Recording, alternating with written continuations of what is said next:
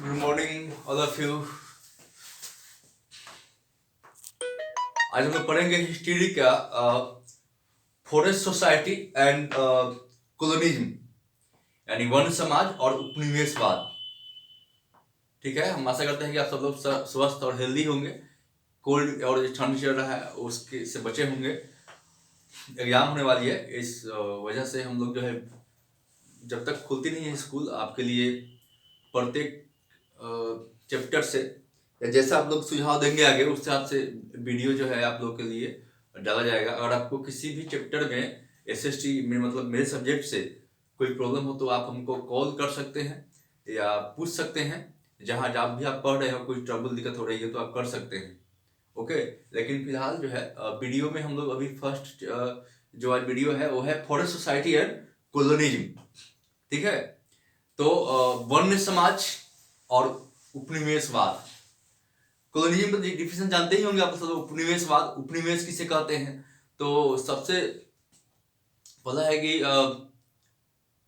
जब कोई powerful country अपने से कमजोर, वीक या छोटे राष्ट्र पर, कंट्री पर कंट्रोल कर लेता है अपने इकोनॉमिकल बेनिफिट के लिए, तो उसको हम कॉलोनिज्म कहते हैं। यानी शुद्ध अगर हिंदी में बात किया जाए तो जब कोई राष्ट्र अपने से छोटे या कमजोर देश पर आर्थिक, राजनीतिक और इकोनॉमिकल यानी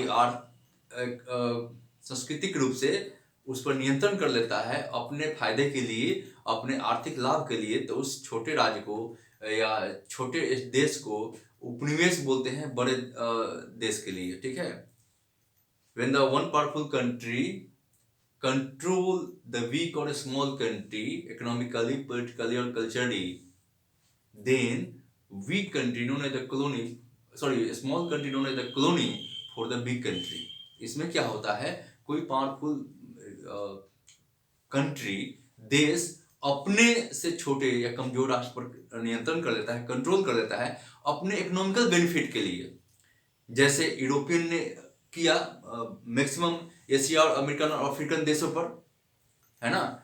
जैसे भारत में पहला कौन है, पुर्तगाल आया यानी वास्को डी गामा। उसके बाद Holland, British, France, Denmark, Sweden वगैरह वगैरह हमारे इंडिया में आए।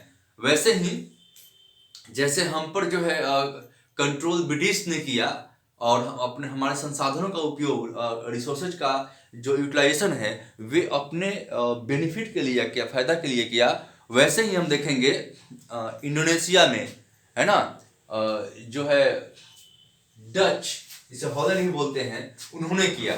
ठीक है, यहाँ पर तो सबसे पहले कि क्यों वो करते हैं, ऐसा करते क्यों है, तो हम बता दिए कि वो अपना एक जो इकोनॉमिकल बेनिफिट के लिए जो है वो करते हैं। ठीक है, मैंने आर्थिक फायदे के लिए उसका यूज वो अपने देश को डेवलप करने के लिए करते हैं। क्लियर? तो पहले तो हम यहाँ पर देखेंगे कि डिफोरेस्टेशन जो है क्यों करते हैं और उसका नीड क्या है, जरूरी क्या है। ठीक है ना, डिफोरेस्टेशन वो करते क्यों है,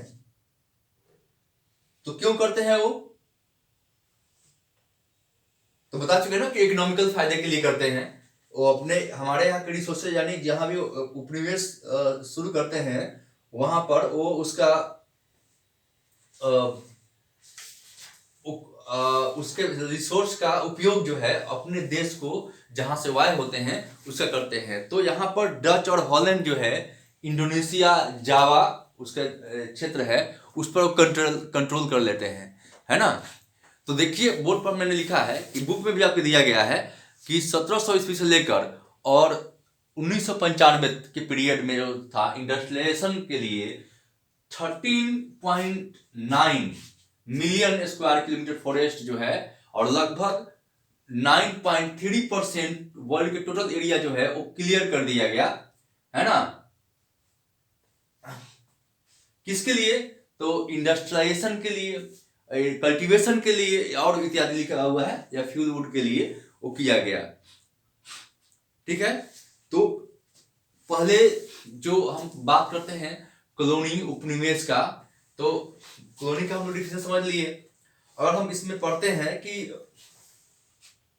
अ,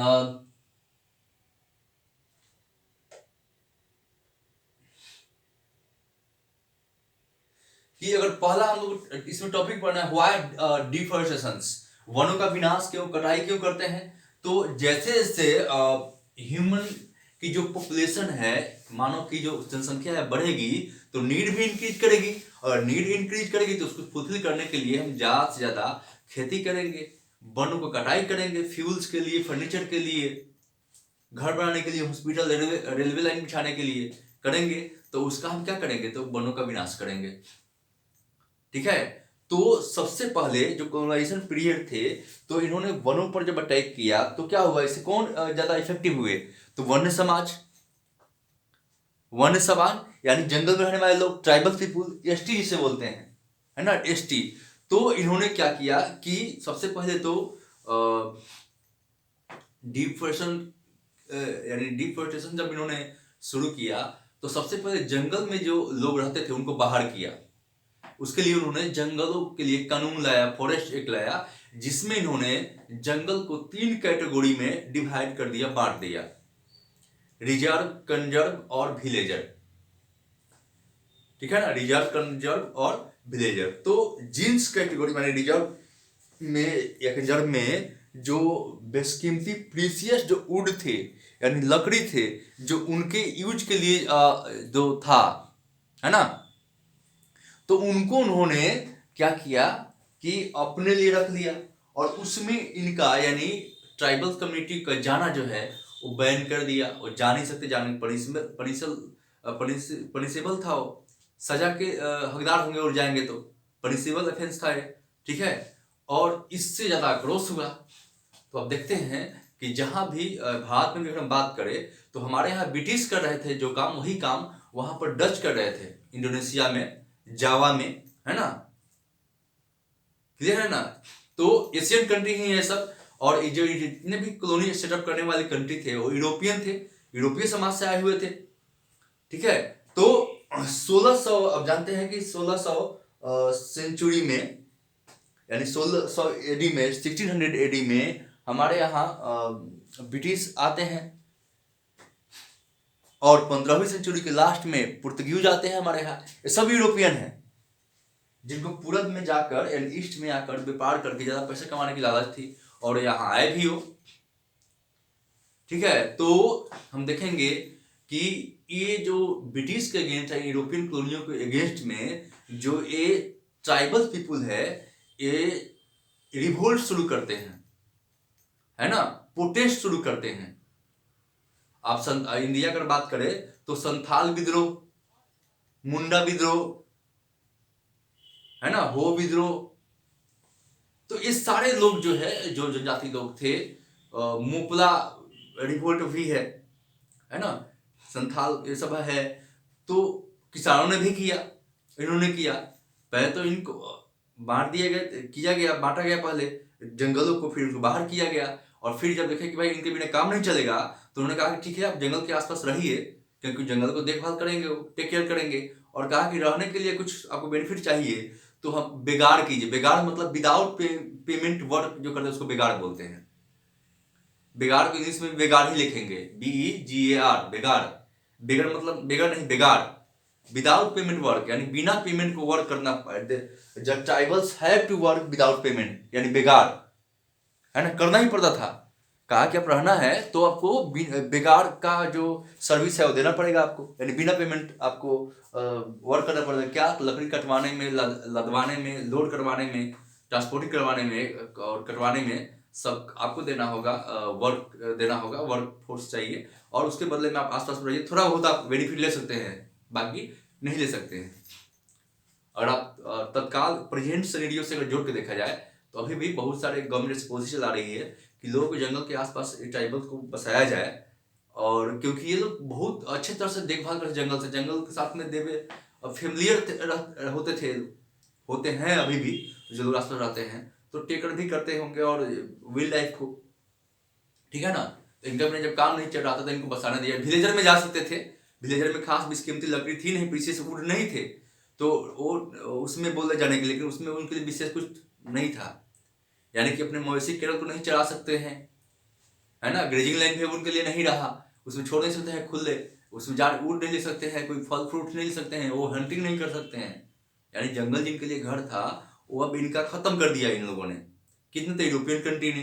तो कौन था वहां पर, डच, हॉलैंड। कहाँ पर था हम इसमें मैक्सिमम जो पढ़ेंगे, शुरू में हम इंडियन पढ़ेंगे, इंडियन हिस्ट्री से थोड़ा सा, उसके बाद में इसमें जो है फॉरेस्ट सोसाइटी में की बात करें तो वहाँ के जो तो जावा डच का जो है वो वहाँ पे एक साइमिन है, साइमिन, तो वो वाला चैप्टर पढ़ेंगे। उनको उन्होंने कहा कि जंगल जो है किसी का नहीं है, हवा सन जो है, सन की लाइट, हवा और ये जंगल कोई ह्यूमन का नहीं है, तो उस पर कंट्रोल मालिकाना तो आपको हो ही नहीं सकता है। साइमन चैलेंज था ये, है ना। तो फिलहाल अब इस वीडियो में इतना ही। ये हम कौन चैप्टर पढ़ रहे हैं, तो ये है फॉरेस्ट सोसाइटी एंड कॉलोनिज्म, यानी वन समाज और आपका